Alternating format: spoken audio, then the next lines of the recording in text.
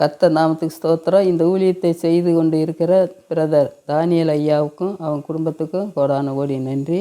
ஆண்டவர் அவர்களை ஆசீர்வதிப்பாராக. எவ்வளவோ சாட்சிகளை எடுத்து உலகத்துக்கு தெரியப்படுத்தி புறஜாதியார்களை ஆண்டவர்களை கொண்டு வர்றதுக்கு அவர் எடுத்திருக்கிற முயற்சியே பெரிய காரியம். அதை ஆண்டவர் ஆசீர்வதிப்பார், கண்டிப்பாக ஆசீர்வதிப்பார். நானும் ஆசீர்வதிக்கிறேன். கர்த்தர் நாமத்துக்கு ஸ்தோத்திரம். இதுக்கு முன்னால் நான் 2 தடவை காய்ச்சலில் இருந்தேன். முதல்ல வந்த காய்ச்சல் கொரோனா, அதுலேருந்து ஆண்டவர் எனக்கு விடுதலை கொடுத்தாரு.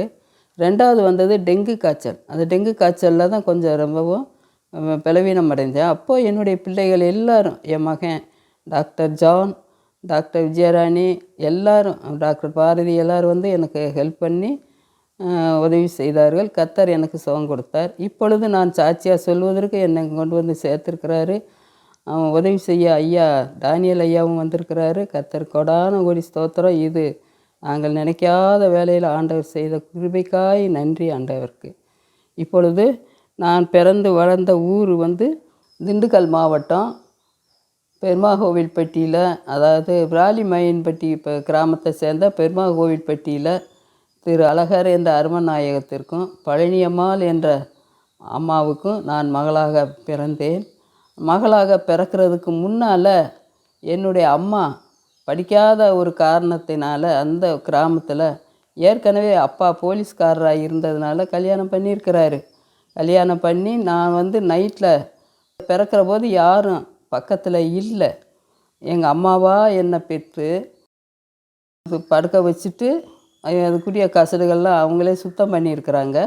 சுத்தம் பண்ணிவிட்டு படுத்திருக்கும்போது காலையில் கிராமத்து மக்கள்லாம் பார்த்துட்டு, ஐயோ இவ்வளவு பெரிய காரியத்தை தானாக செய்திருக்காளே அப்படின்னு ஆச்சரியப்பட்டிருக்காங்க. அப்போ நான் பிறந்திருக்கிற போது நான் நல்ல சிவப்பாகவும் பார்க்கறதுக்கு நல்லாவும் இருந்ததுனால, இவ்வளோ நல்ல பிள்ளைய பெற்று போட்டிருக்கிறியே அப்படின்னு சொல்லி ஆச்சரியப்பட்டிருக்கிறாங்க. அப்புறம் பார்த்தா திடீர்னு பார்த்தா தெருவில் ஒரே சத்தம். என்ன சத்தம்னா, எங்கள் அப்பாவுக்கு 2வது திருமணம் பண்ணி எங்கள் பாட்டி படிக்காத அம்மாவாக இருக்காளே, ஒரு படித்த பொண்ணை கல்யாணம் பண்ணலான்னு சொல்லி சித்தையங்கோட்டைக்கு பக்கத்தில் சொக்குலிங்கபுரம்ங்கிற ஊரில் ஒரு பெண்ணை பார்த்து திருமணம் செய்து கொண்டு வந்து தேங்காய் உடச்சிட்டு போகிறாங்க வீதியில். அதை எங்கள் அம்மா பார்த்துட்டு ரொம்ப வருத்தப்பட்டுருக்குறாங்க. வருத்தப்பட்டு, இது என்ன, நான் குழந்த பெற்று கிடக்கிறேன், இப்படி இப்போ ஒரு கல்யாணத்தை பண்ணிட்டு போகிறாங்களே அப்படின்னு வருத்தத்தோடு இருந்திருக்கிறாங்க. அப்புறம் எங்கள் பாட்டி வந்து என்ன குழந்த பெற்றிருக்கான்னு கேள்விப்பட்டு உடனே வந்து என்ன தூக்கிட்டு போய் அவங்க வீட்டில் வச்சுருக்குறாங்க. எங்கள் அம்மாவுக்கு பால் கட்டிக்கிட்டு ரொம்ப கஷ்டமாக இருந்திருக்கு. அப்பொழுது பிள்ளையை தேடி போனால், இங்கே வராத, இங்கே எதுக்கு வர்ற, இதை கல்யாணம் பண்ணிட்டோம்ல, நீ எங்களுக்கு வேண்டாம், நீ படிக்காதவ அப்படின்னு சொல்லி துரத்தியிருக்கிறாங்க. ஆனாலும் எங்கள் அம்மா விடாமல் பெத்த பிள்ளையை விட்டுட்டு இருக்க மாட்டோமா, கஷ்டப்பட்டு பால் கட்டிக்கிட்டு காய்ச்சலோடு கஷ்டப்பட்டுருக்குறாங்க. அதுக்கு அப்புறம் எங்கள் அம்மா என்னை வந்து தூக்கி தெரியாமல் கொண்டுட்டு போய் காட்டுக்குள்ளையெல்லாம் ஒளிச்சு வச்சுருக்குறாங்க. எவ்வளவோ போராடி நான் பிறந்து வளர்ந்துருக்கிறேன். அப்போ கர்த்தர் என்னோடு இருந்திருக்கிறாரு, எனக்கு அப்போ தெரியலை. அதுக்கப்புறம் எங்கள் பாட்டி என்னை தூக்கிட்டு வந்து தான் வீட்டில் வச்சு பால், எங்கள் வீட்டில் 14 பசுமாடு இருந்திருக்குது. அந்த 14 பசுமாடு பால் கறந்துருக்கு. அந்த பாலை பீச்சி கொண்டு வந்து தன்னுடைய மார்பிலேயே வடிய விட்டு என்னை வளர்த்துருக்குறாங்க. நான் அதை பாலை குடிச்சிட்டு வளர்ந்துருக்கிறேன்.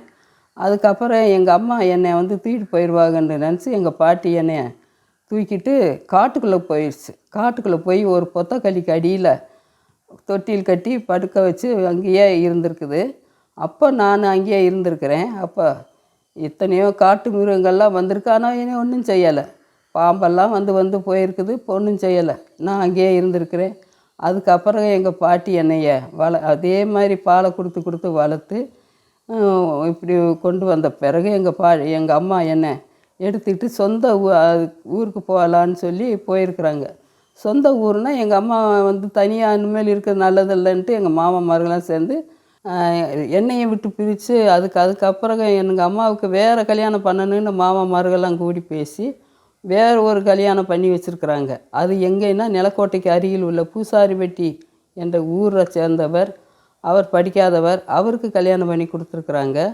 எங்கள் அம்மா அங்கே இருந்திருக்கும்போது என்னை வந்து தெரியாமல் எடுத்துகிட்டு போயாச்சு. அங்கே போய் என்னை வளர்க்குறதுக்கு முயற்சி பண்ணி தொட்டியில் போட்டுட்டு குப்பையை அள்ளிட்டு போயிருக்கிறாங்க. அந்த நேரம் பார்த்து அந்த தகப்பனார் என்னைய அழுகிறேன்னு சொல்லி ஆட்டியிருக்காரு.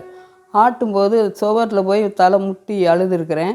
அந்த நேரம் பார்த்து எங்கள் பாட்டி திடீரென்று வந்து என்னை பார்க்க வந்தவங்க பார்த்துட்டு, ஐயோ பிள்ளைய அந்த மாதிரி மோத வச்சு கொடுமைப்படுத்துகிறானே அப்படின்னு சொல்லிட்டு பெரிய சண்டை போட்டு அதுக்கப்புறம் என்னை தூக்கிட்டு ஊருக்கு வந்திருக்குறாங்க. ஊருக்கு வந்து அங்கே கொஞ்ச நாள் வச்சுருக்குறாங்க. அப்போ எங்கள் அப்பாவுக்கு போலீஸ் வேலை கிடச்சிருக்குது. அவர் போலீஸாராக இருந்து நிலக்கோட்டைக்கு அருகில் உள்ள ஊர் அம்மையநாயக்கனூர், அந்த ஊரில் வேலை பார்த்துட்டு இருந்திருக்கிறாரு. என்னுடைய சின்னம்மாவும் அங்கே இருந்திருக்கிறாங்க.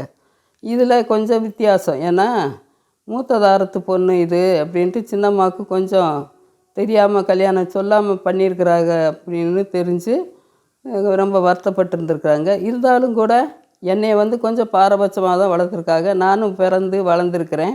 பாட்டி தான் எனக்கு வளர்த்துருக்குறாங்க. அதுக்கப்புறம் காட்டில் அப்போ பயிர்கள் நிறைய விளையும்.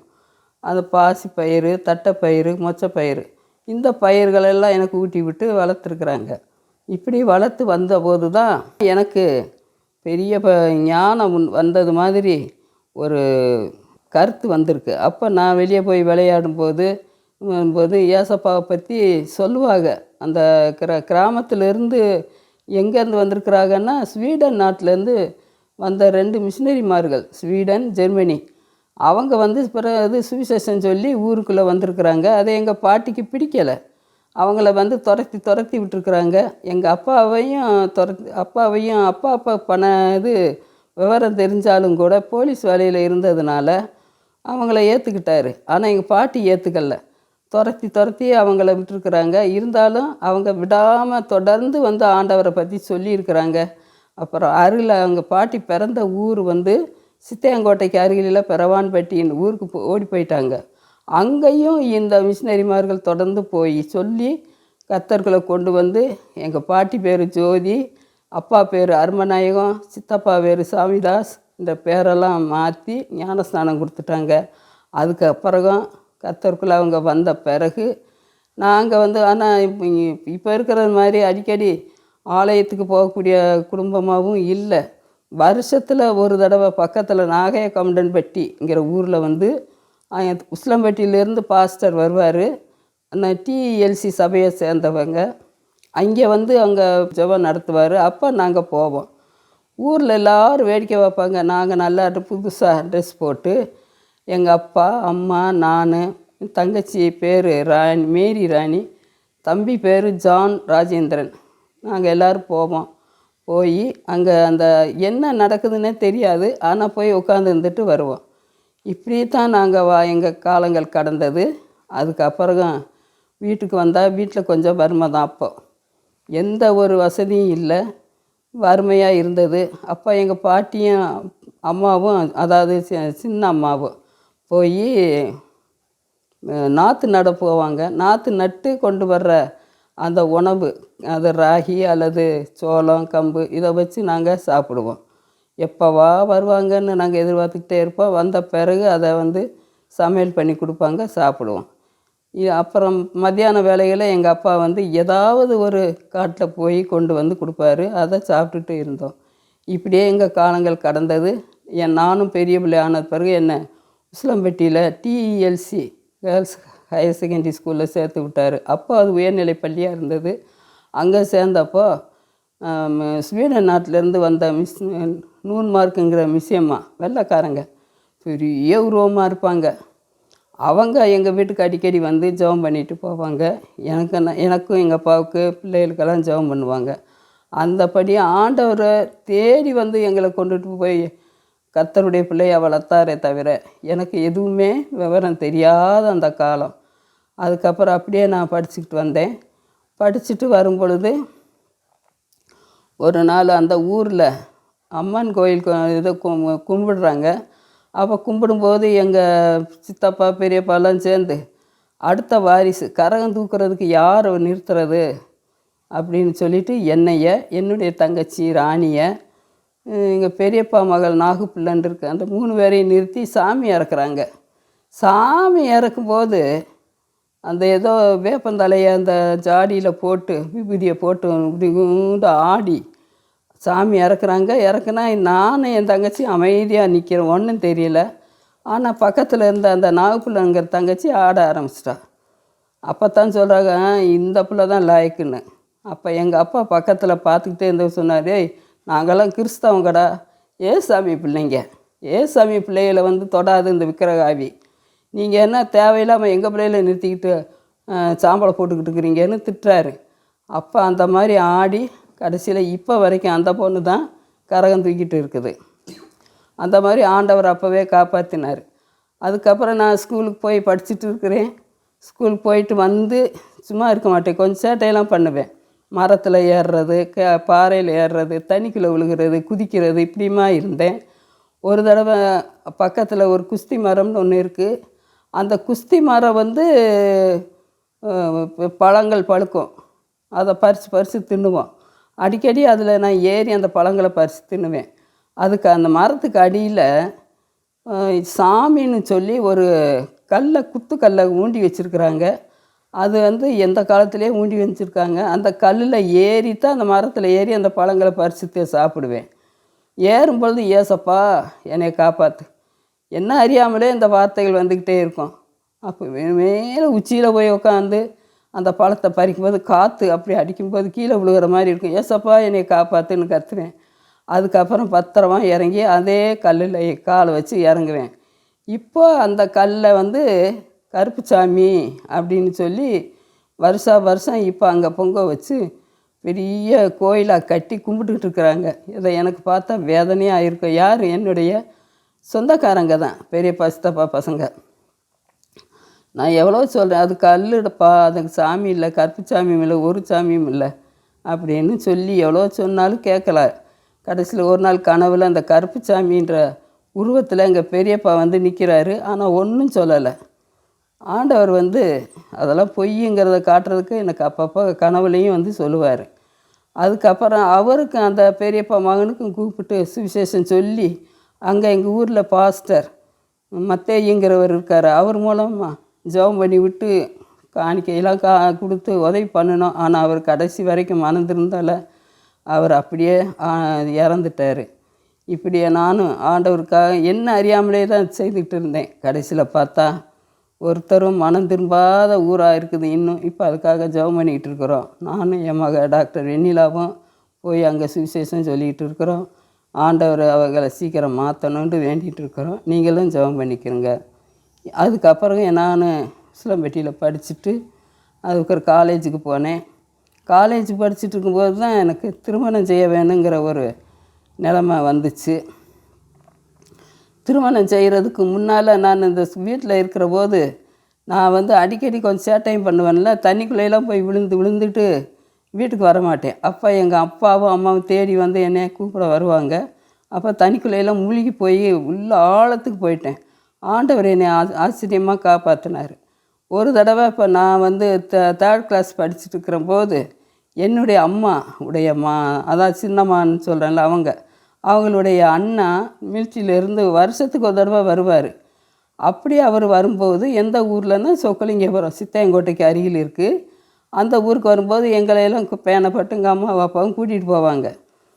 அங்கே போய் அவங்க வீட்டில் தங்கி இருக்கும்போது ஒரு நாள் மத்தியான வேலையில் அவங்க எல்லோரும் சந்தோஷமாக சாப்பாடு கறி மீன் எல்லாம் எடுத்து செஞ்சிட்ருக்குறாங்க. நான் மட்டும் வெளியே போய் விளையாடலான்ட்டு போய் அங்கே உள்ள ஒரு வேலி பக்கம் விளையாண்டுக்கிட்டு இருக்கிறம்போது 3 கல்லை போட்டு அதில் ஏறி உட்காந்து விளையாண்டுட்டுருக்கிறேன். யாருமே இல்லை, நிசப்தமான நேரம். அந்த நேரம் அந்த அடியில் ஒரு பெரிய மரம் பொத்தக்கல்லி, அதுக்கு மேலே பார்க்குற ஏதாவது இருக்குதான்னு பார்த்தேன், ஒன்றும் இல்லை. அதுக்கு அடியில் உட்காந்து விளையாண்டுட்டுருக்கிற போது ஒரு பெரிய கல் என் தலையில் வந்து விழுகுது. யாரா இங்கேருந்து எறிகிறது, இவ்வளோ பெரிய கல் விழுகுதே. அந்த கல் என் தலையில் விழுந்து பக்கத்தில் நான் ஏறி உட்காந்துக்கிற அந்த கல்லில் விழுந்து அந்த கல் நொறுங்குது. ஆனால் அந்த கல் ஓடி அங்கே தெரிச்சு விழுந்துருச்சு. அதுக்கப்புறம் பார்த்தா ஆச்சரியம், ஏன்டா இவ்வளோ பெரிய கல் விழுந்து ஏன் தலை ஒன்றும் செய்யலையே, இந்த கல் உடஞ்சி விழுகுது அப்படின்ட்டு ஆச்சரியமாக நான் அதை பார்த்து பயந்து அழுதுறேன். அதனோடனே வீட்டுக்குள்ளே இருந்து எல்லோரும் ஓடி வர்றாங்க, இன்னும் மக அழுகுது அப்படின்ட்டு. அப்புறம் வந்து அந்த நிலைமையை பார்த்துட்டு இத்தான பெரிய கல் ஏறி உட்காந்த கல் மேலே விழுந்து அது நொறுங்கி கிடக்குது. ஆனால் ராஜம்மா தலையில் விழுந்தது அந்த பிள்ளைக்கு ஒன்றும் செய்யலையே, இந்த கல் இவ்வளோ பெரிய கல் எப்படி வந்துச்சு, இங்கே ஒருத்தர் இல்லையே அப்படின்ட்டு எல்லோரும் ஆச்சரியப்பட்டு பேசிக்கிட்டு போகிறாங்க. நான் வீட்டுக்கு என்னை கூட்டிகிட்டு போயிட்டாங்க. இப்போ அங்கே பார்த்தா ஒரு கோயில் கட்டியிருக்காங்க. அது என்னன்னா கோயிலாம். அப்போ தான் புரிஞ்சுக்கிட்டேன், முனிங்கிற அந்த அசுத்த ஆவி என்னை வந்து கொல்ல பார்த்துருக்கு. ஆண்டவர் என்னை காப்பாற்றிருக்காரு. கர்த்தருக்கு கோடான கோடி ஸ்தோத்திரம். இப்படி எத்தனை தண்ணிக்குள்ள மூழ்கி கடந்திருக்கிறேன், என்னை ஆண்டவர் காப்பாற்றிருக்காரு. பொத்தக்கல்லியில் கடந்திருக்கிறேன், ஆண்டவர் காப்பாற்றிருக்காரு. இப்போ தண்ணிக்குள்ள இந்த அயல் ஊரில் வந்து உட்கார்ந்து இருக்கிறேன். பெரிய கல்லை போட்டு என்னை கொல்ல பார்த்துருக்கு, ஆண்டவர் காப்பாற்றிருக்காரு. இப்படியே என்னை காப்பாற்றி கொண்டு வந்து கடைசியில் உசிலம்பட்டி டிஇஎல்சி என்ற ஸ்கூலில் வந்து நான் 6வதுல அப்பா சேர்த்து விட்டார். அங்கே பெரிய காய்ச்சல் வந்தது. காய்ச்சல் வந்து என்னை வந்து ரொம்ப கொடுமையான காய்ச்சல், தாங்க முடியாத காய்ச்சல். அதுக்கப்புறம்தான் ஆண்டவர்கிட்ட அங்கே அடிக்கடி அந்த ஸ்கூலு ரொம்ப சட்டத்திட்டங்கள் அதிகமாக இருக்கும். காலையில் ஜெபம் இருக்கும், 7 மணிக்கு ஒரு ஜெபம், 8 மணிக்கு ஒரு ஜெபம். அப்போ பைபிள் வசனம், தங்க வசனம் சொல்லணும், இல்லைன்னா சாப்பாடு கிடையாது. சாப்பாடு எப்படின்னா சாதாரணமாக தான், காலையில் கூழ், மத்தியானமும் கூழ், தொட்டுக்கிறதுக்கு வெங்காயம், நைட்டில் மட்டும் சோறு, வாரத்தில் சனிக்கிழமை மட்டும் மட்டன் போடுவாங்க.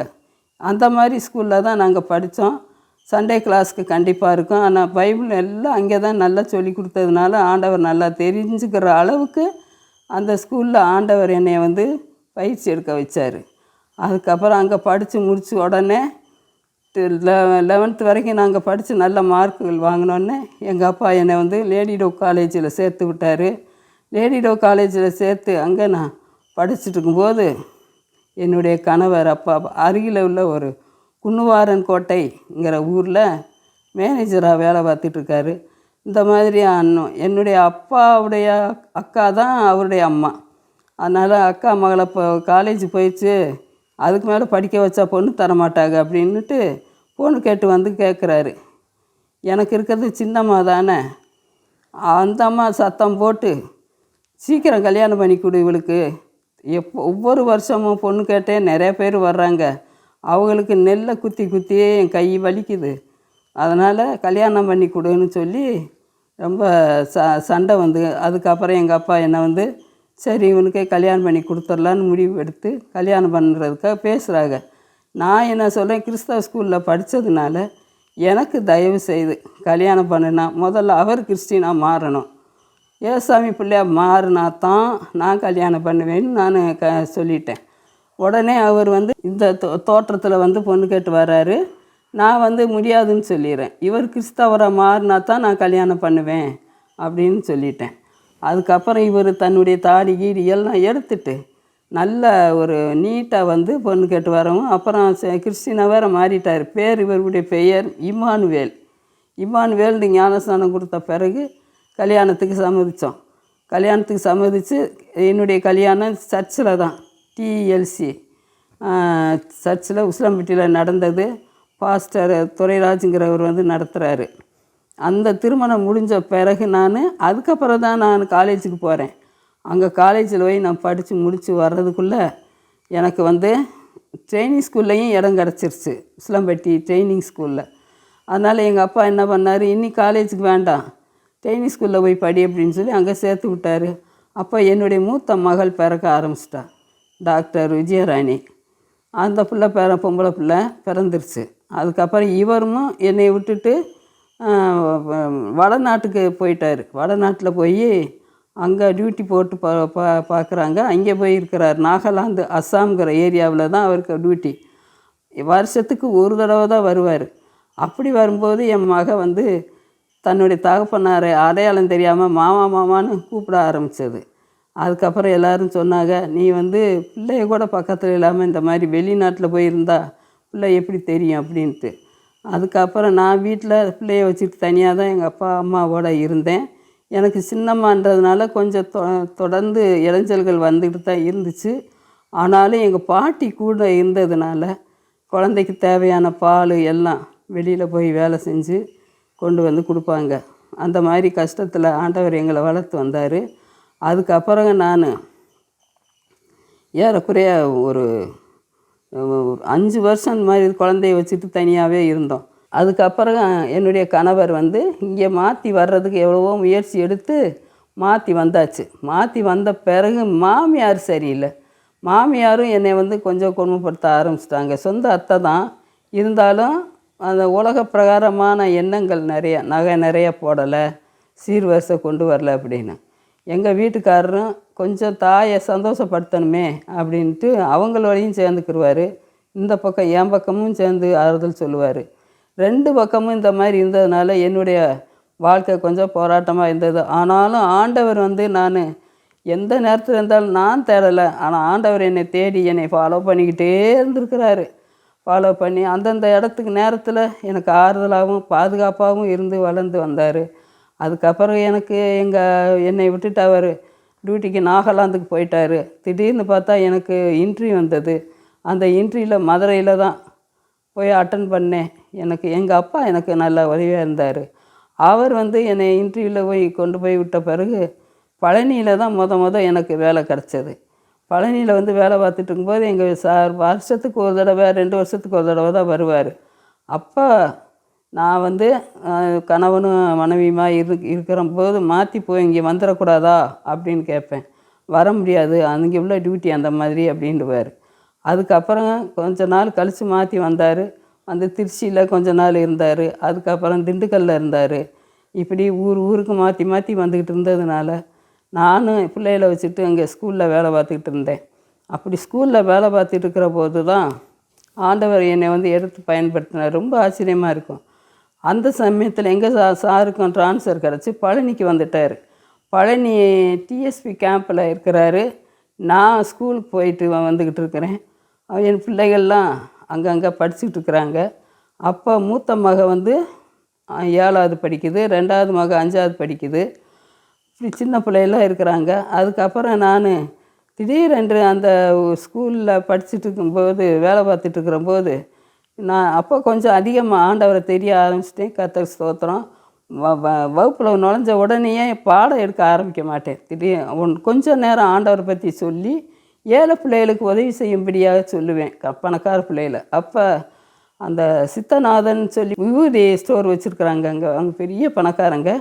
அவங்க பிள்ளை அங்கே தான் படிக்குது என்கிட்ட. அந்த பிள்ளை மாதிரி பணக்கார பிள்ளைகள்கிட்ட சொல்லி இந்த ஏழை பிள்ளைகளுக்கு ஃபீஸ் கட்ட முடியாமல் இருக்கிறவங்களுக்கு உதவி செய்ய சொல்லுவேன். ட்ரெஸ்ஸு கொடுக்க சொல்லுவேன்.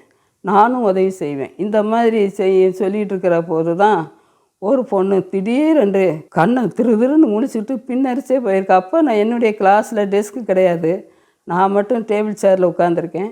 பிள்ளைகள் கீழே உட்காந்துருக்குறாங்க. அந்த பொண்ணு பேர் ரோஹிணி. அவள் பின்னாலேயே நகண்டு போய் மற்ற பிள்ளைகள பயங்காட்டுறா. மற்ற பிள்ளைகள்லாம் சேர்ந்து டீச்சர் இந்த பிள்ளை எங்களை நெருக்கிட்டே இருக்கிறா அப்படின்னு சொல்கிறாங்க. அப்புறம் நான் கிட்ட போனால் அவள் ஒன்றும் பேசலை. திருன்னு முழிக்கிறா, கண்ணிலேருந்து தண்ணி வடியுது. இப்போ ஒரு மாதிரி முழிக்கிறாளே, இது என்ன ஆச்சுன்னு சொல்லிட்டு எப்போவுமே பைபிள் பையில் வச்சுருப்பேன். பைபிள் எடுத்துக்கிட்டு கிட்ட போகிறேன். ஓன்னு கத்துனே ரோஹிணி என்ன ஏன் இப்படி கத்துற, என்னாச்சு உனக்கு அப்படின்னு போய் கேட்குறேன். அதிலே பேசலை. அப்புறம் நானாக புரிஞ்சுக்கிட்டேன் ஏதோ அசுத்தாவின்னுட்டு. அதுக்கப்புறம் இயேசுவின் நாமத்தினால உன் வாயின் கட்டை அவுக்குறேன்னே. சரின்னு சொல்லிவிட்டு பேச ஆரம்பிச்சிட்டா. என் பேர் கயல்விழி அப்படிங்கிறான். கயல்விழியா? உன் பேர் ரோஹிணியில் இல்லை என் பேர் கயல்விழி. நான் இவளை வந்து பிடிச்சிருக்கேன் அப்படிங்குது. எப்படி பிடிச்சா அப்படின்னு கேட்டேன். இவங்க வீடு வந்து காரமடைங்கிற இடத்துக்கிட்ட இருக்குது. அங்கே இவ வந்து அங்கே ஒரு கேணி இருக்குது. அந்த கேணியில் தண்ணிக்கு வருவா. தண்ணி பிடிக்க வரும்பொழுது இவன் வந்து அழகாக பூ வச்சு மஞ்சள் பூசி பொட்டு வச்சு மல்லிகைப்பூ வச்சு வருவா. எனக்கு பிடிச்சது மாதிரி கொலுசு போட்டெல்லாம் வருவா. அப்போ எனக்கு பிடிச்சது மாதிரி இருக்கவும் நான் அவளை பிடிச்சிக்கிட்டேன். என்னைய வந்து என் பேர் கயல்விழி, ஆனால் என்னையங்கிற ஒரு டீச்சர் அடித்து என்னை ரொம்ப துன்பப்படுத்தினாங்க. அதனால் நான் கிணத்துல வந்து செத்தேன். அந்த ஆவிதான் நானுன்னு சொல்லுது. அப்புறம் எனக்கு ஆண்டவரை நோக்கி அப்போ கொஞ்சம் நேரம் அப்படி நின்ன மணிக்கு ஜெபம் பண்ணிவிட்டு, ஆண்டவரே இந்த பிசாசை விரட்டணும், நீங்கள் தான் உதவி செய்யணும்னு சொல்லிவிட்டு எனக்கு பயமே இல்லை. ஆண்டவர் எனக்கு அந்த நேரம் நல்ல ஒரு தைரியத்தை கொடுத்தாரு. இயேசு கிறிஸ்துவின் சர்வ வல்லமுள்ள நாமத்தினால உன் வாயின் கட்டை அவிழ்த்து விட்றேன், இப்போ உள்ளதெல்லாம் சொல்லு அப்படின்னு சொல்லிவிட்டு உன் பேர் கயல்விழின்னு சொல்லிட்டேன். எப்படி இறந்தேன்னு சொல்லிட்ட. இப்போ இங்கே கிளாஸ்குள்ளே நீ இருக்கிறது தப்பு. நீ வெளியேறி ஆகணும். எப்படி வெளியேறி போவேன்னா அந்த ஆவி சொல்லுது, உங்களுக்கு தான் ஆண்டவர் எல்லா அதிகாரம் கொடுத்துருக்காரு, என்னை நீங்கள் விரட்டினா நான் போயிடுவேன் அப்படின்னு சொல்லுது. எனக்கு அதிகாரம் கொடுத்துருக்காருன்னா அப்போ நான் சொல்கிறேன், கேட்குற கேள்விக்கு பதில் சொல்லு அப்படின்றேன். சரிங்குது. வானத்தையும் பூமியும் படைத்தது யார்? இயேசு கிறிஸ்து தான் படைத்தார்.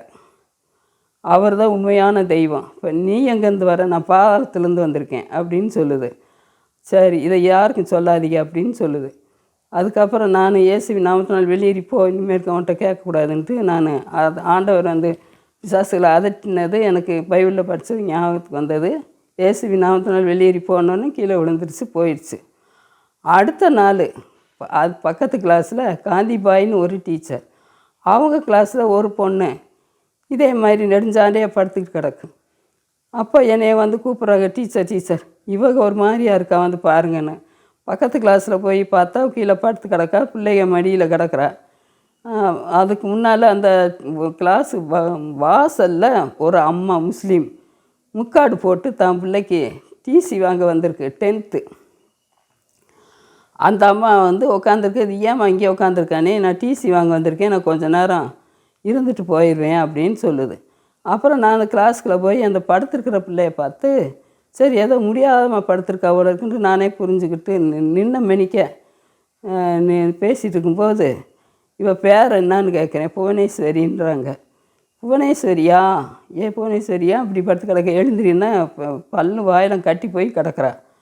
அந்த சமயம் இந்த வெளியே உட்காந்துருந்த முஸ்லீம் லேடி திடுன்னு வந்ததும் அந்த பிள்ளைய 2 கணத்துலையும் படார்னு அரைஞ்சு, ஏய் நான் மதுரை வீரன் வந்திருக்கேன், எழுந்திரி, மதுரை வீரன் சாமி வந்திருக்கேன், எந்திரி அப்படிங்கிறா.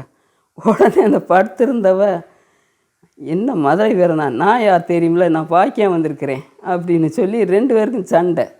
உடனே இந்த முஸ்லீம் லேடி ஓங்கி அவளை அடிக்காம, அப்புறம் தான் இது என்னடா வம்பா போச்சு, 2 பிசாசும் சேர்ந்து சண்டை போடுதே அப்படின்ட்டு உடனே ஆண்டவர்கிட்ட நான் மனசுக்குள்ளே வேண்டி நிற்கிறேன். ஆண்டவர் என் கூட சொல்கிறார், இயேசுவின் நாமத்தினால் பொல்லாத ஆவியை, மதுரை வீரன் சொல்லி வந்திருக்கிற ஆவியை வெளியேறி போ அப்படின்னு சொன்னோன்னே, இந்த போயிடுறேன் அப்படின்னு அந்த பொம்பளை ஓடுது.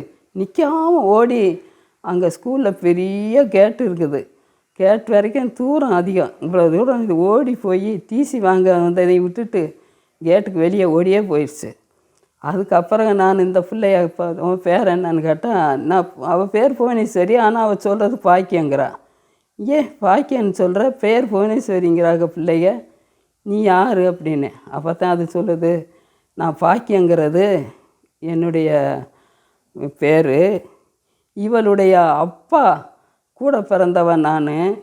எனக்கு ஆஸ்மா நோய் இருந்தது, அந்த நோயினால் நான் தயிர் சாப்பிடக்கூடாது, தயிர் சாப்பிட்டா செத்து போவேன்னு டாக்டர் சொல்லி இருந்தும் கூட எங்கள் அண்ணன் பொண்டாட்டி இவளுடைய அம்மா என்னை தினமும் தயிரை கொடுத்து சாகட்டும் அப்படின்னு சொல்லி கொடுத்து குணப்படுத்தினாங்க. அதுக்கப்புறம்தான் நான் இந்த தொந்தரவு பொறுக்க முடியாமல் மருந்தை குடித்து செத்துட்டேன். இவங்களை சும்மா விடக்கூடாது, பழி வாங்கணும்னு சொல்லிவிட்டு நான் அவள் பிள்ளைய பிடிச்சிக்கிட்டேன் அப்படின்னு சொல்லுது அந்த அந்த ஆவி. அப்போ நீ இங்கே ஸ்கூலில் இந்த இதெல்லாம் செய்யக்கூடாதுல்ல, வந்த தப்பு. இப்போ நான் யாருன்னு, நீங்கள் உண்மையான தேவன், வானத்தையும் பூமியும் உண்டாக்கின இயேசு கிறிஸ்துவனுடைய மக அப்படின்னே சொல்லுது. கர்த்தருக்கு ஸ்தோத்திரம். இந்த மாதிரி சொல்லாமே எனக்கு இதுவரையும் அந்த அளவுக்கு அறியாத நான் இந்த அளவுக்கு ஆண்டவரை நேசிருக்காரே அப்படின்னு தான் இப்போ நான் உன்னை விரட்டுறதுக்கு அதிகாரம் இருக்குதுல்ல, இயேசு கிறிஸ்துவின் நாமத்தினால வெளியேறி போகலை விட்டு அப்படிங்கிறேன். அதுக்கு முன்னால் நான் சில கேள்விகள் கேட்குறேன், நீ சொல்லணும். வானத்தையும் பூமியும் படைச்சது யார் அப்படின்னா, ஆண்டவராய் இயேசு கிறிஸ்து தான் படைச்சார். நீ யார் அப்படின்னா, நான் பாக்கியம், நான் பிசாசாக இருக்கிறேன் அப்படிங்க, பாதாளத்துலேருந்து வந்திருக்கிறேன் அப்படிங்குது. அப்போ பாதாளத்தில் ஆவியில்ன்னு சொல்கிறீல, பாதாளத்தில் வேறு எல்லாம் யார் யார் இருக்கிறா அப்படின்னு கேட்குறேன். அதையெல்லாம் கேட்காதீங்க, ஆனால் எல்லோரும் பாதாளத்துலேருந்து தான் வர்றோம் அப்படின்னு சொல்லுது. அப்போ இதை யார்ட்டி சொல்லக்கூடாது, நீங்கள் மனுஷர்கிட்ட சொல்லாதீங்க அப்படிங்குது. சரி, இப்போ நீ இங்கே ஸ்கூலில் இந்த மாதிரி பிள்ளைகள்கிட்ட தொந்தரவு பண்ணுறது நல்லதில்லை, இயேசுவின் நாமத்தினால நான் உன்னை விரட்ட போகிறேன் அப்படிங்கிறேன். உடனேக்கே நான் அழுகுது, என்னை விரட்டாதீங்க, நான் ஒன்றுமே செய்ய மாட்டேன், நான் அப்படியே அமைதியாக இருந்துக்கிறேன் அப்படிங்கிறது. அதெல்லாம் முடியாது, ஆண்டவரே விரட்டியிருக்காரு. இயேசு கிறிஸ்துவின் நாமத்தினால வெளியேறி போ பிசாசேன்னு. சரி நான் போயிடுறேன்ட்டு அவளையும் கீழே தள்ளிட்டு ஓடிடுச்சு. ஒரு 2 நிமிஷம் கழிச்சு எந்திரிச்சு உக்காந்துட்டா. அப்புறம் எந்திரிச்சு அவன் பேர் என்னன்னு கேட்குறேன், புவனேஸ்வரிங்கிறா. இந்த மாதிரி ஆண்டவர் என்னை வந்து அற்புதமாக அந்த ஸ்கூலில் வழி நடத்தினார். இது எல்லாம் பார்த்த டீச்சர்ஸு ஒரு சிலர் வந்து ரொம்ப இந்து வைராக்கியம் கொண்டவங்க பார்த்துட்டு சிரிக்கிறாங்க, கேலி பண்ணுறாங்க. என்ன தான் சிரித்தாலும் உண்மையான ஆண்டவர் யாருங்கிறத அந்த ஆவியே சொல்லிடுச்சு. இனிமேல் சிரித்து என்ன பண்ண போறீங்கன்ட்டு நான் விட்டுட்டேன். அதிலிருந்து ஒரு சில அந்த ஹெச்எம் இருக்கிறவங்களும் இந்து பிராமின், அவங்களும் என்னை வந்து ஆரம்பத்தில் நல்லா இருந்தாங்க. இதை பார்த்த பிறகு கொஞ்சம் வித்தியாசமாகவே நடத்துனாங்க. அப்போ தான் எனக்கு ஹெச்எம் பதவி யாருக்குங்கிற சீனியாரிட்டி பிரகாரம் கேட்டு வர்றாங்க. அப்படி பார்த்தா நான் தான் சீனியாரிட்டியில் இருக்கேன். அதுக்கு ஆப்போசிட்டாக அருள்தேவின்னு ஒரு டீச்சர் வந்து என்னை விட வயசில் மூத்தவங்க, நான் தான் சீனியாரிட்டியில் வருவேன்றாங்க. இப்படி சொல்லாமல் என்னோட 3-4-5 பேர் ஆர்டர் வாங்கி வந்தோம். அந்த ஆர்டர் யார்கிட்ட இருந்தால் அதில் சீனியாரிட்டி பிரகாரம் போட்டுப்பாங்களே அப்படின்ட்டு அந்த சீனியாரிட்டி பிரகாரம் நாங்கள் பார்த்தா யாரும் இல்லைன்ட்டாங்க. என்னுடைய ஆர்டர் என்கிட்ட போயிடுச்சு. அப்புறம் பக்கத்து கிளாஸ் டீச்சர் ஒரு லட்சுமின்ட்டு அந்த அம்மாட்ட இருக்குது அப்படின்னு கேள்விப்பட்டு அந்த அம்மாட்ட கேட்டால் அந்த அம்மா வந்து கொஞ்சம் பொறாமை பிடிச்சது. சாமியை கும்பிட்றதுனால எங்கள் சாமி தான் உயர்ந்தவர்ன்றலாம் என்கிட்ட போட்டி போடும். அப்போ அந்த அம்மாட்ட கேட்டால் என்கிட்ட இல்லை அந்த ஆர்டர்னு போய் சொல்லிடுச்சு. பொய் சொன்ன நாள்லேருந்து அதுக்கு திடீர்னு தலை சுத்தலும் கிறுகிறுப்பும் வந்து வீட்டில் நிம்மதியாக இருக்க முடியாத அளவுக்கு வந்திருக்கும் போல் இருக்குது. அப்புறம் திடீர்னு ஒரு 8 நாள் கழித்து ஆர்டரை கொண்டு வந்து கையில் கொடுத்து, டீச்சர் நீங்கள் கேட்ட ஆர்டர் இதுதான், நீங்கள் எப்போ கேட்டீங்களோ எப்போ உங்கள்கிட்ட இல்லைன்னு சொன்னனோ அப்போ இருந்து எனக்கு தலை சுத்தலும் வாந்தியும் காய்ச்சலுமா வந்துருச்சு. அது ஒரு வேளை அதை கொடுக்காதனால அப்படி இருந்திருக்கும் போல் இருக்குது. இந்தாங்க அந்த ஆர்டர்னு கையில் கொடுக்குது. சரின்னு அந்த ஆர்டரை கையில் வாங்கி பார்த்துட்டா என் பேர் தான் இருக்குது, திருமதி ராஜம்மாள்னு. உடனே அதை ஹெச்எம்கிட்ட போய் கொடுத்தேன். ஹெச்எம் வாங்கி பார்த்துட்டு நீங்கள் தான் சீனியரு அப்படின்ட்டு உடனே பக்கத்துலேயே டிஓ ஆஃபீஸ் இருந்துச்சு, அங்கே கொடுத்து அனுப்புகிறாங்க. அந்த நேரம் எங்கள் சார் அங்கங்கே எல்லா ஆஃபீஸ்லேயும் கேட்டு பார்த்துட்ருக்குறாங்க, இது சம்மந்தமான ரூல்ஸ் ஏதாவது இருக்குதான்னு. அதுக்குள்ளே இந்த ஆர்டர் போய் சேர்ந்த பிறகு அட்டண்டன்ஸில் என் பேரை கீழே இருந்ததை மேலே எழுதி இவங்க தான் ஹெச்எம் அப்படின்னு சொல்லி ஏஹெச்எம் சொல்லி அப்புறம் எழுதுகிறாங்க. அந்த மாதிரி ஆண்டவர் அற்புதமாக அந்த அருள்தேவிங்கிற டீச்சர் போராடினதை வந்து இந்த மாதிரி ஆச்சரியமாக என்னை வந்து நடத்தினார். அதுக்கப்புறம் இந்த மாதிரி இருக்கும்போது தான் அருள்தேவி டீச்சருக்கு வந்து ஆண்டவரை பற்றி சொல்ல ஆரம்பித்தேன்.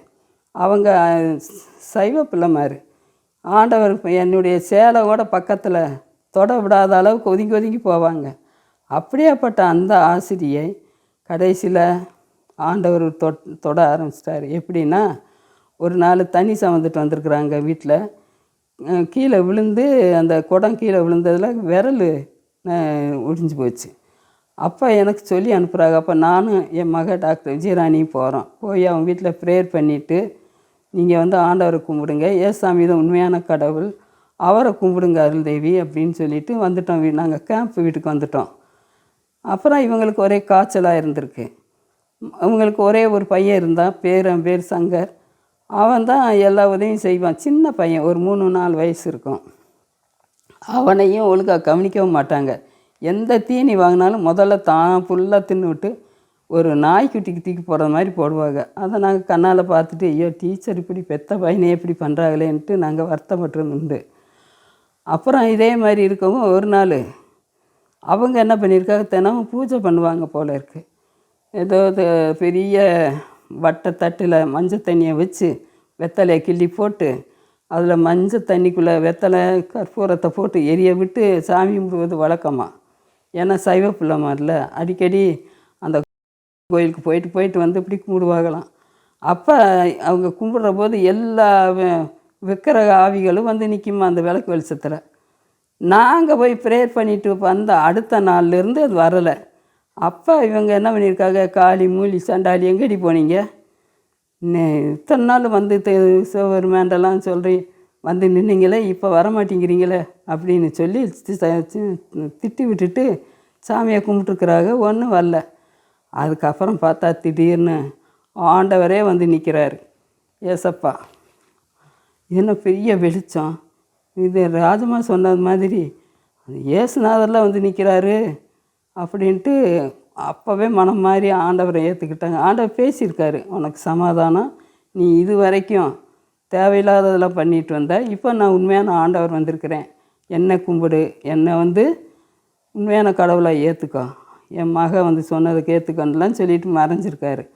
அடுத்த நாள் என்னை கண்டு ஒதுங்கி ஒதுங்கி போன அம்மா ஸ்கூலில் வந்து என்னை தேடி வர்றாங்க. ராஜம்மா, நீங்கள் சொன்னது தான் கரெக்டு, உண்மையான கடவுளை பார்த்தேன், இயேசுநாதரை பார்த்தேன், அவர் தான் உண்மையான கடவுள். ஐயோ என்ன ஒளி, அந்த ஒளியில் என்னால் முழிக்க முடியல, அப்படியேப்பட்ட கடவுளை நீங்கள் கும்பிட்றீங்க, உங்களை குறித்து ஆண்டவரே சொல்லிட்டாரு அப்படின்னு சொல்லி வந்து ஸ்கூலில் வந்து சொல்கிறாங்க. நான் கட்டுற நோட்டை திருத்திக்கிட்டு இருக்கேன். அதுக்கப்புறம் நான் திருத்தி முடித்தது பிறகு அப்புறம் என் கூட ரொம்ப சேர்ந்து க்ளோஸாக இருக்க ஆரம்பிக்கவுமே எல்லா டீச்சரும் பார்த்து, என்ன இவங்க ஒதுங்கி யாருக்கிட்டையும் பேச மாட்டாங்க, ஒதுங்கி ஒதுங்கி போகிற ஆசிரியை இப்போ ராஜமா கூட சேர்ந்துட்டுருக்குறாங்களே என்ன ஆச்சுன்ட்டு ஆச்சரியப்படும்படியாக நடக்கிறாங்க. அதுக்கப்புறம் என் மகன் பிள்ளைங்க எல்லோரும் அவங்களுக்கு உதவி செய்கிறாங்க. உடம்புக்கு முடியல, காய்ச்சல் தலைவலி வந்தால் என்ன வேணாலும் உதவி செய்கிறாங்க. நானும் அதுக்கு படிக்க ஆரம்பிச்சிருக்கேன், மேற்கொண்டு படிக்க எம்ஏ எம்எட் இதெல்லாம் படித்து முடிக்கிறேன். அந்த நேரம் அவங்க ஆண்டவர் பிள்ளையை மாறி ஞானஸ்நானம் எடுக்கிறதுக்கு நான் தான் உதவி செஞ்சேன். பாஸ்டர் சாலமோன்கிறவர் மூலமாக ஞானஸ்நானம் எடுத்தாங்க. ஞானஸ்நானம் எடுத்து ஆண்டவர் பிள்ளையை மாறி சர்ச்சுக்கு போக ஆரம்பித்தாங்க. அவங்க பேர் அருள்தேவி, இப்போ இன்பவல்லின்னு பேர். இந்த மாதிரி ஆண்டவர் எங்களை சின்ன வயசில் வழி நடத்தினார். அதுக்கப்புறம் நாங்கள் கர்த்தருடைய கிருபையில் எங்கள் சார் வந்து டியூட்டிக்கு போக ஆரம்பித்தார். நானும் பிள்ளைகளை வச்சுட்டு தனியாக இருக்கிறேன். அந்த நாளில் நான் வந்து கர்த்தருக்கு பயந்து அப்போ தான் அந்த பிள்ளைகளுக்கு நான் ஜெபம் பண்ணேன், பாட்டுக்கு சொல்லி கொடுத்து பிள்ளைகள் எல்லோரும் ஆண்டவருக்குள்ளே வழி நடத்துறதுக்கு கர்த்தர் உதவி செய்தார். அப்போ இருந்து இப்போ வரைக்கும் என்னுடைய பிள்ளைகள் 7 பேரும் கர்த்தருடைய பிள்ளைகளாக வளர்ந்து ஆண்டவருக்கு பயந்து இருக்கிறாங்க. என் மகன் ஊழியத்தில் இருக்கிறாரு, மூத்த மகளும் ஊழியத்தில் இருக்குது, 2வது மகளும் கர்த்தருக்கு பயந்த மகளாக இருக்குது. எல்லா பிள்ளைகளும் ஆண்டவருக்கு பயந்து கர்த்தரையே கும்பிட்டுட்டு இருக்கிறாங்க.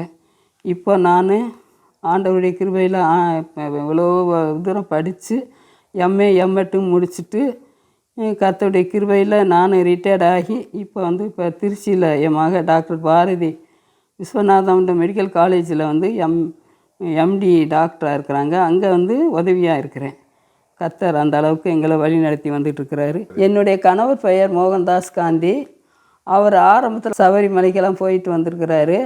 கடைசியில் அவர் கல்யாணம் பண்ணும்போது ஆண்டவர் பிள்ளைய மாறணும்னு சொன்னதுனால அது மாறி இமானுவேலுங்கிற பேரில் என்னை கல்யாணம் பண்ணிக்கிட்டார். கல்யாணம் பண்ண பிறகு என்னை விட்டுட்டு தான் டியூட்டிக்கு போவார். இப்படி இருக்கும்போது தான் அவருக்கும் ஆண்டவர் வந்து ஆண்டவர் பிள்ளைய மாறணுமே அப்படின்ட்டு நான் ஜெபத்தோடு இருந்தேன். அவர் இந்த ஐயப்பனை கும்பிட்டுக்கிட்டே இருந்தார். கடைசியில் வந்தால் அவருக்கு நான் இங்கே கொஞ்சம் கோவக்காரர் வேறு, ரொம்ப சின்ன வயசில் ஒரு போலீஸ் அதிகாரியாக இருந்தால் எந்த அளவு கோவம் வரும்னு உங்களுக்கு தெரியும். அந்த மாதிரி அதுலேயும் நான் கஷ்டப்பட்டு, ஆனால் நான் ஜெபத்தோடு தான் இருந்தேன். ஒரு நாள் அவர் கோவைப்புதூரில் டியூட்டி பார்த்துட்ருக்கிற போது ஆண்டவர் பிள்ளைய மாறணுமே அப்படின்னு சொல்லி நான் இங்கே வீட்டில் பழனியில் ஜெபம் பண்ணிகிட்ருக்கிறேன். இவருக்கு வந்து ஆண்டவர் நேருக்கு நேராக தரிசனம் கொடுக்க ஆரம்பிச்சிட்டாரு. தரிசனம் கொடுத்தா அவர் படுத்திருக்காரு. அங்கே அவருடைய தலைக்கு மேலே ஆண்டவர் வந்து பொன் நிறத்தில் அந்த அந்த உருவத்தை வர்ணிக்கிறாரு. என்னால் அதை சொல்கிறதுக்கு முடியல. அந்த அளவுக்கு அவ்வளோ அழகாக தகன்னு இருக்காரா, கையெல்லாம் அப்படியே பொன்னாக இருக்குது, அன்பு நிறைஞ்ச பார்வை. அந்த அளவில் ஆண்டவர் வானத்துக்கும் அந்த வீட்டு முகட்டுக்கும் தரைக்குமா நிற்கிறாரு. நான் பார்த்துட்டு அது பேர் யாருன்னு பார்த்து பயந்தேன். அதுக்கப்புறம் தான் நான் தான் இயேசு கிறிஸ்து வந்திருக்கேன் அப்படிங்கிறாரு. நீ வந்து என் மகளை ரொம்ப துன்பப்படுத்துகிற, அதனால் நான் அந்த மகன் ஜெபத்தை கேட்டு வந்திருக்கிறேன், இனிமேல் பட்டப்பெல்லாம் பண்ணாத, நீ என்னுடைய மகன்தான் அப்படின்னு சொல்லி ஆண்டவர் சொன்னதுக்கு பிறகு அவர் ஆண்டவர் பிள்ளையாக மாறி மனசுக்குள்ளே ஆண்டவரே ஆண்டவரே நீர் உண்மையில் தெய்வங்கிறத நான் இப்போ தெரிஞ்சுக்கிட்டேன். அதுக்கப்புறம் இனிமேல் உண்மையே வணங்குறேப்பான்னு சொல்லி அந்த பாதத்தை முதல்ல உச்சந்தலேருந்து உள்ளங்கால் வரை பார்த்தா வர்ணிக்க முடியலம்மா, அவ்வளவு அழகாக இருக்கிறாருன்றாரு. அப்படி பார்த்துக்கிட்டே இருக்கும்போது ஆண்டவர் கடந்து வெளியே போகிறாரு. அந்த நேரம் பார்த்து அதுக்கு முன்னால் லைட்டெல்லாம் அணைஞ்சு போச்சு. இருட்டுக்குள்ளே தான் இருந்திருக்காரு. ஆனால் ஆண்டவர் வந்த பிறகு எங்கே பார்த்தா அவர் இருந்த வீட்டுக்குள்ளே ஒரே வெளிச்சம். அப்போ என் மக டாக்டர் பிரேமலதா எல்லாம் அங்கே தான் தூங்கிட்டு தான் இருந்திருக்கிறாங்க. ஆனால் தெரியல இதெல்லாம். அப்புறம் ஆண்டவர் வந்து வீட்டை கடந்து வெளியே போகிறது வரைக்கும் இவரும் பின்னாலே ஆண்டவரே ஆண்டவரேன்ட்டு போகிறாராம். ஆனால் ஆண்டவர் வந்து அப்படியே போய் மறைஞ்சிடுறாரு. அப்போ லைட்டெல்லாம் அணைஞ்ச அந்த ஸ்ட்ரீட்டில் திரும்பவும் லைட் வரவும் அந்த போஸ்டெல்லாம் உடஞ்சி போய் கிடந்திருக்கு, லைட் வந்திருக்குது. ஆண்டவர் வந்து அந்த அளவு அற்புதம் பண்ணதாக அடுத்த நாள் வந்து வீட்டில் வந்து என்கிட்ட சொல்கிறாரு, கர்த்தர் கோடான ஒரு ஸ்தோத்திரம், என்னை ஜெபத்தை கேட்டு ஐயப்பனாக இருந்த மனுஷனை ஆண்டவருடைய பிள்ளையாக மாற்றி இருக்கிறதுக்கு இவ்வளவு தூரம் பண்ணியிருக்காரே ஆண்டவர்னு சொல்லி ஆண்டவருக்கு நான் நன்றி சொன்னேன். அதே மாதிரி தான் ஒரு தடவை இங்கே தஞ்சாவூர் டியூட்டிக்கு வந்திருக்கிறாரு. தஞ்சாவூருக்கு வந்திருக்கும்போது அவர் வயிற்றில் வந்து ஒரே ரத்தமாக போய்கிட்டு இருந்திருக்குது, வயிற்று கடுப்பாட்டம். டாக்டர் பார்த்துட்டு இது இப்படியே இருந்ததுன்னா சீக்கிரம் இறந்து போயிடுவீங்கன்னு டாக்டர் சொல்லிட்டாங்களாம். அதுக்கப்புறம் இவர் என்னுடைய மனைவி ஏசாமியை தானே கும்பிட சொல்லியிருக்கிறா அப்படின்னு சொல்லிவிட்டு, இயேசுவே எனக்கு சுகம் கொடுங்கப்பான்னு சொல்லிட்டு படுத்திருக்காரு. ரொம்ப முடியலை. அப்புறம் பார்த்தா திடீர்னு சொல்லி ஆண்டவருடைய வீட்டுக்குள்ளே ஆண்டவரும் தேவதூதர்களும் வந்திருக்குறாங்க. வந்து அவர் வயிற்றுக்குள்ளே கையை வச்சு என்னத்தையும் எடுத்து வெளியே போடுறாங்களாம், பிளட்டாக வந்திருக்கு. அப்போ தான் அவர் பார்த்துட்டு ஆண்டவர் வந்து எனக்கு சுகம் கொடுத்துட்டாருன்ட்டு அடுத்த நாள் உடனே வீட்டுக்கு வந்து என்கிட்ட இதெல்லாம் சொன்னார். என்னம்மா, நான் கூட என்னமோ நினச்சேன், நீ வந்து ஜெபம் கர்த்தர் வந்து என்னை இந்த அளவுக்கு மாற்றிருக்காரு அப்படின்ட்டு. அதுக்கப்புறம் தான் இவர் வந்து இந்த ஐயப்பங்கிற வேஷத்தை எல்லாம் கலைச்சிட்டு ஆண்டவர் பிள்ளையாக மாறி அதுக்கப்புறம் நாங்கள் குடும்பமாக இருக்கிறதுக்கு ஆண்டவர் உதவி செய்தார். என்னுடைய பிள்ளைங்க மூத்த பிள்ளை பேர் டாக்டர் எம் விஜயராணி, ரெண்டாவது மக பேர் டாக்டர் பிரேமலதா, மூணாவது மகன் டாக்டர் ஜான் விஸ்வநாதன், அதுக்கு அடுத்த மக பேர் இது கம்ப்யூட்டர் சயின்ஸ் படிச்சிருக்குது மிரியாம் சித்ரா தேவி, அடுத்த மக doctor M Jhansi empty general medicine, அடுத்தது டாக்டர் எம் பாரத தேவி எம்டி அனாட்டமி, அடுத்தது டாக்டர் எம் வெண்ணிலா தேவி, அது வந்து இப்போ டெஸ்ட்டு குழந்தை இல்லாதவங்களுக்கு குழந்தை கொடுக்குற அந்த டாக்டராக இருக்குது கோயம்புத்தூரில். இந்த மாதிரி ஆண்டவர் பிள்ளை எனக்கு உண்மையில் சொல்கிறேன், ஆண்டவரை வந்து தேடி இந்த மாதிரி உபவாசம் இருந்து ஜெபம் பண்ணி நான் இப்போ இது பண்ணலை. ஆண்டவரே என்னை தேடி வந்து இத்தனை ஆசீர்வாதத்தையும் அவரே தான் கொடுத்தாரு, அவரே தான் தேடி வந்தார். அவர்னால தான் நான் அந்த அளவுக்கு இருக்கேன். எனக்கே ஆச்சரியமாக இருக்குது. எல்லாருக்கும் ஆண்டவரை கும்பிட்றதுனால வந்து ஆனால் நான் அப்படி இல்லை. நான் கிராமத்தில் பிறந்து வளர்ந்தேன். கிராமத்திலேயே இருந்ததுனால விவரம் தெரியாத என் மகளை தேடி வந்து இவ்வளோ பெரிய ஆசீர்வாதத்தை கொடுத்தாரு. என் கணவரும் ஆண்டவருடைய கிருபையில் ஆண்டவர் பிள்ளையாக இருந்து வாழ்ந்து வந்ததுனால எப்போ பாரு 300 தடவை ஆண்டவரேன்னு தான் கும்பிடுவார். பழனியில் இருக்கிற போது அவருக்கு வந்து திடீரென்று என்னை கூப்பிட்றாருமா ஆண்டவர், நான் போகிறேன், உலகத்தை விட்டு போகிறேன், என்னை ஆண்டவர் கூப்பிட்றாருன்னே சொல்லுவார். நான் நம்பலை. அப்புறம் ஒரு நாள் திடீரென்று ஆண்டவர் கூப்பிட்டாருமா நான் போகிறேன்னு சொல்லிவிட்டு பாத்ரூம் போனார். அப்படியே ஆண்டவர் கூப்பிட்டுக்கிட்டாரு. அந்த சாவெல்லாம் உண்மையில் யாருக்கும் சாதாரணமாக இப்படியெல்லாம் வராது. அந்த மாதிரி ஆண்டவர்கிட்ட போய் சேர்ந்துட்டார். நான் என்னம்மா இப்படி இருக்க இப்படி சொல்கிறாரு அப்படின்ட்டு இவர் டாக்டர் பாஸ்டர் வின்சென்ட் செல்வகுமார் ஐயாட்ட இந்த விஷயத்தை சொல்லி ஃபோன் பண்ணி கேட்டேன். இல்லைம்மா ஆண்டவரே கூப்பிட்டுக்கிட்டாரு, நீங்கள் தைரியமாக இருங்க, ஆண்டவர் உங்களோட இருக்காருன்னு சொன்னார். அதுக்கப்புறம் தான் அமைதியாக இருக்கேன். அந்த மாதிரி ஆண்டவராக அங்கே வந்து பரலோகத்தில் போய் சேர்றது வரைக்கும் கர்த்தர் அவரோட பேசினதை நாங்கள் நேரடியாக கேட்டோம். இப்போவும் அது கர்த்தர் தான் வழி நடத்துகிறாரு. நாங்கள் சமாதானமாக இருக்கோம். கர்த்தருடைய பெரிய கிருபை என்னுடைய பிள்ளைகளெல்லாம் இவ்வளோ தூரம் உயர்த்தினது கர்த்தர் தான் செய்தார். நானும் தேடலை, அவரே தேடி வந்து என்னை கூப்பிட்டு எனக்கு இந்த மாதிரி எஸ்தர் ராஜமான்னு பேரை வச்சு என்னை இவ்வளோ தூரம் வளர்த்து கொண்டு வந்தார். கர்த்தர் கொடான ஒரு ஸ்தோத்திரம். அவருடைய நாமம் மகிமைப்படணும். இந்த சாட்சியை கேட்குற எல்லாரும் ஆண்டவரை கும்பிடுங்க, ஏசாமியை கும்பிடுங்க. அவர் தான் உண்மையான தெய்வம். உண்மையான தெய்வங்கிறத நான் அடித்து சொல்லுவேன். சத்தியமாக அவர் தான் உண்மையான தெய்வம். வானத்தையும் பூமியும் படைத்தவர் அவர் தான். இன்னொரு சாட்சியை நான் சொல்ல மறந்துட்டேன். ஒரு தடவை என்னுடைய நாத்தனாருடைய வீட்டுக்கு போகிறோம். ஏன்னு சொன்னால் என் மக டாக்டர் பிரேமலதா கல்யாணத்துக்கு பத்திரிக்கை கொடுக்கறதுக்காக போயிருந்தோம். அங்கே போய் அந்த பத்திரிக்கையை கொடுத்துட்டு இது ரிட்டர்ன் ஆகிற போது எங்கள் சாரு தங்கச்சிக்காக ஜெபம் பண்ணி விடுமான்றாரு. சரின்னு சொல்லி ஜெபம் பண்ணுறேன். அந்த குடும்பத்தார் எல்லாரும் ஒரு ஹாலில் நிற்கிறாங்க. நானும் ஜெபம் பண்ணிகிட்ருக்கிறேன். என் நாத்தனாருடைய மாமியார் வயசான கிழவி தண்டட்டி போட்டுக்கிட்டு வெத்தலையை போட்டுக்கிட்டு பக்கத்தில் இருக்குது. நான் ஜெபம் பண்ணிகிட்ருக்கிறேன். பரிசுத்த ஆவியானவர் வந்துட்டார். உடனே இந்த கிழவி ஓடி வந்து என் காலில் விழுந்து, தெய்வமே எனக்கு ஒரு வழி சொல்லு, நான் இங்கே இருக்க முடியல, எனக்கு ஒரு வழி சொல்லு, எனக்கு ஒரு வழி சொல்லுன்னு விழுகுது. இது என்னடா இந்த கிழவி வந்து நம்ம காலில் விழுந்துட்டு வழி சொல்லுங்குது. என் கிழவி நீ யார், எங்கேருந்து வர அப்படின்னு. நான் காமாட்சி வந்திருக்கேன். நான் எங்கேருந்து வந்திருக்கேன்னா பாதாளத்துலேருந்து வந்திருக்கேன் அப்படிங்குது. பாதாளத்துலேருந்து காமாட்சின்றது பேர் வேறு இல்லை, ஏன்னா காமாட்சிங்கிறேன்னு தெய்வம். இந்த குடும்பத்து குலசாமி நான் தான். இவங்க எல்லாரும் என்னையத்தான் கும்பிட்றாங்க வருஷம் பொங்க வச்சு. அந்த குல தெய்வம் நான் தான். நீ வந்து ஜெபம் பண்ண பரிசுத்த ஆவியானவர் வந்துட்டார்.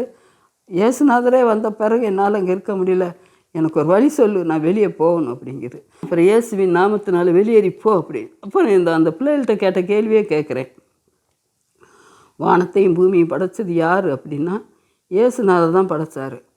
உண்மையான தெய்வம் இயேசுநாதர் தான். இப்போ நீங்கள்லாம் எங்கேருந்து வர, ஏன்னா அங்கே பாதாளத்துலேருந்து வர்றோம், பாதாளத்துலேருந்து வர்றோம் நாங்கன்னு சொல்லி நீங்கள் யார்ட்டையும் சொல்லாதீங்க, எங்களை கும்பிட மாட்டாங்க, இப்படியே அந்த ஆவியும் சொல்லுது அந்த கிழவி.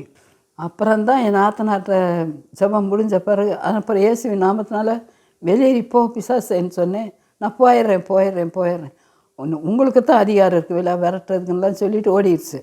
அப்புறம் அந்த கிழவி எந்திரிச்ச பிறகு என் நாத்தனார்ட்ட கேட்குறேன், என்னம்மா நீயும் அவங்க மாமியார் சண்டை விடும்? ஆமாக்கா, எப்போ பார்த்தாலும் சண்டை தான், ஒரே ஒரு மகன் இருந்துச்சு, அதையும் அந்த ஆவிதான் சொல்லிச்சு, புற்றுநோயை கொடுத்து நான் தான் எடுத்தேன்ண்டு. இதெல்லாம் செஞ்ச பிறகு இனிமேல் அதை நீங்கள் கும்பிடலாமா அப்படின்னு. இப்போ எப்படி இருக்காங்களோ தெரியலை. எலுமிச்சம்பழத்தை வச்சு கும்பிட்டுக்கிட்டு கிடப்பாங்க, வீட்டில் தொங்குவாங்க. நாங்கள் போகும்போது பார்த்தா இதெல்லாம் செய்யாதீங்கன்னு எவ்வளோ சொல்லியும் கூட என் நாத்தனார்கள் 3 பேர் இருக்கிறாங்க, சவுந்தரம், தமிழரசி, சந்திரஜோதி. இதில் 2 பேர் ப்ரொஃபஸரு அந்த எம்ஏ முத்தியா காலேஜில். ஒரு பொண்ணு வீட்டிலையே எம்ஏ முடிச்சுட்டு வீட்டில் இருக்குது. இப்போ அந்த புள்ள ஆண்டவரை ஏற்றுக்கிடுச்சு. இவங்க 2 பேரும் ஏற்றுக்கிட்டாங்களே என்னன்னு இது வரைக்கும் தெரியலை, இன்னும் கனெக்ஷன் இல்லாமல் போயிடுச்சு. ஆண்டவர் அந்த மாதிரி அற்புதம் செய்தார். அந்த பாட்டி மூலமாகவும் ஆண்டவர் வெளிப்படுத்தினார். உங்களுக்கு தான் விரட்டுறதுக்கு அதிகாரம் இருக்குதுன்னு சொன்னதுனால நானே அந்த அசுத்தாவியை விரட்டினேன். அது மாதிரி ஆண்டவர் வந்து எல்லா காரியத்துலேயும் கூடவே இருந்து வழி நடத்தி இப்போது எங்களோட கூட இருக்கார். பிள்ளைகளெல்லாம் உயர்த்தியிருக்காரு. எல்லோரும் அங்கங்கே வேலை பார்க்குறாங்க. என்னுடைய மூத்த மக டாக்டர் விஜயராணி இஎஸ்ஐ ஆஸ்பத்திரியில் வேலை செய்யுது. 2வது மக டாக்டர் பிரேமலதா இங்கே உள்ள ஜிஹெச்சில், இப்போ திருச்சி ஜிஹெச்சில் டாக்டராக இருக்குது. 3வது என் மகன் ஸ்ரீரங்கம் ஜிஹெச்சில் டாக்டராக இருக்கிறாரு. அடுத்த மக மிரியாவும் இது கோயம்புத்தூரில் இருக்குது. அதுக்கு அடுத்த மக டாக்டர் ஜான்சி ராணி கோயம்புத்தூரில் தான் இருக்குது. வெண்ணிலாவும் அங்கே தான் இருக்குது. இப்படி ஆண்டவர் எல்லாரையும் இந்த அளவுக்கு உயர்த்தினதே கர்த்தர் தான். நான் அடித்து சொல்லுவேன், என்னால் ஒன்றும் இல்லை, ஆண்டவரே இதை செய்த கர்த்தர் கொடான ஒரு ஸ்தோத்திரம். எனக்கு இந்த வாய்ப்பை கொடுத்த பிரதர் டானியல் ஐயாவுக்காக ஆண்டவருக்கு கொடான ஒரு ஸ்தோத்திரம். ஐயாவையும் அவர் குடும்பத்தையும் பிள்ளைகளையும் கர்த்தர் ஆசீர்வதிப்பாராக. இன்னும் அநேக சாட்சிகளை வெளியிட்டு கர்த்தருக்கு ஊழியம் செய்கிற அவரை இது ஒரு பெரிய சாட்சி. இது எப்படி என்னால் சொல்லி வர்ணிக்கவே முடியாது. வீடு தேடி வந்து ஒவ்வொருத்தையும் இவ்வளவு சாட்சியை கேட்டு இதை உலகத்துக்கு வெளிப்படுத்துறது வந்து ஒரு பெரிய காரியம். ஒவ்வொருத்தரை சாட்சியாக சொல்கிறேன்ட்டு சர்ச்சில் நின்று சொல்லுவாங்க, அது அவங்க தேடி போய் சொல்லுவாங்க. ஆனால் பிரதர் வந்து தேடி வீட்டுக்கு வந்து வாசப்படி ஏறி அங்கே எல்லாத்தையும் ஆயத்தம் பண்ணி கர்த்தருக்கு சாட்சியாக நிறுத்துறாரு.